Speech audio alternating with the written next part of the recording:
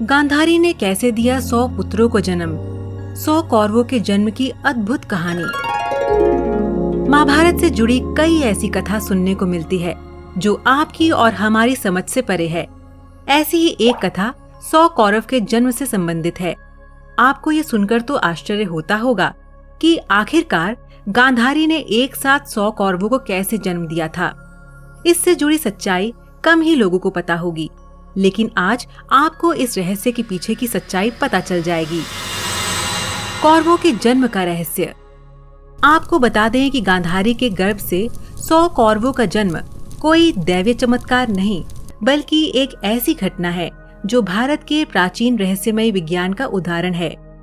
गांधारी गंधार राज्य के राजा सुबल की सुपुत्री थी। समय बीता और गांधारी का विवाह हस्तिनापुर के राजकुमार धृतराष्ट्र के साथ हुआ।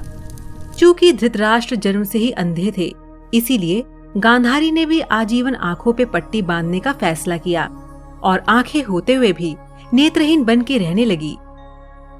कौरवों का जन्म। शादी के कुछ वर्ष बाद गांधारी ने 100 पुत्र और एक पुत्री को जन्म दिया। कुरुवंश के होने के कारण गांधारी और धृतराष्ट्र के पुत्रों को कौरव नाम से जाना गया। 100 कौरवों का जन्म इतिहास की सबसे विचित्र घटना है। गांधारी को बचपन से ही धार्मिक कार्यों में बेहद रुचि थी। आपको बता दें कि गांधारी को भगवान शिव का अनन्य भक्त माना जाता है। कहते हैं कि महर्षि वेदव्यास एक बार हस्तिनापुर आए और गांधारी ने उनकी खूब सेवा की। गांधारी की लगन और आस्था को देखकर महर्षि वेदव्यास ने गांधारी को 100 पुत्र होने का वरदान दिया। महर्षि वेदव्यास के आशीर्वाद के अनुसार गांधारी गर्भवती हुई। गर्भ धारण कर लेने के पश्चात भी 2 वर्ष व्यतीत हो गए, किंतु गांधारी के कोई भी संतान उत्पन्न नहीं हुई। इस पर क्रोधवश गांधारी ने अपने पेट पर जोर से मुक्के का प्रहार किया, जिससे उसका गर्भ गिर गया। उधर वेदव्यास ने इस घटना को तत्काल ही जान लिया। वे उसी समय गांधारी के पास आकर बोले, गांधारी, तूने बहुत गलत किया। मेरा दिया हुआ वर कभी खाली नहीं जाता। अब तुम शीघ्र ही 100 कुंड तैयार करवाओ और उनमें घी भरवा दो। तभी गांधारी ने एक पुत्र की भी इच्छा जताई। वेदव्यास ने गांधारी के गर्भ से निकले मांस पिंड पर अभिमंत्रित जल छिड़का, जिससे उस पिंड के 101 टुकड़े हो गए। वेदव्यास ने उन टुकड़ों को गांधारी के बनवाए हुए कुंडों में रखवा दिया। उसके बाद उन कुंडों को 2 वर्ष पश्चात खोलने का आदेश देकर वेदव्यास अपने आश्रम चले गए।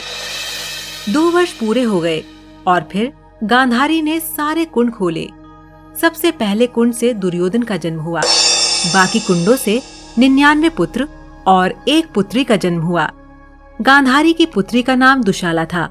ऐसा कहा जाता है कि जन्म लेने के बाद ही दुर्योधन गधे की तरह रेंकने लगा, जिसे देखकर पंडितों और ज्योतिषियों ने कहा कि यह बच्चा कुल का नाश कर देगा, और ज्योतिषियों ने धृतराष्ट्र से दुर्योधन का त्याग करने के लिए कहा। लेकिन पुत्रमोह से विवश धृतराष्ट्र ऐसा नहीं कर सके। तो दर्शकों, हम उम्मीद करते हैं कि आपको ये वीडियो पसंद आया होगा। जाने से पहले हमारे इस वीडियो को लाइक और शेयर करना ना भूलें, और इसी तरह की और ज्ञानवर्धक वीडियोस देखने के लिए हमारे चैनल समय चक्र को सब्सक्राइब करना ना भूलें। धन्यवाद।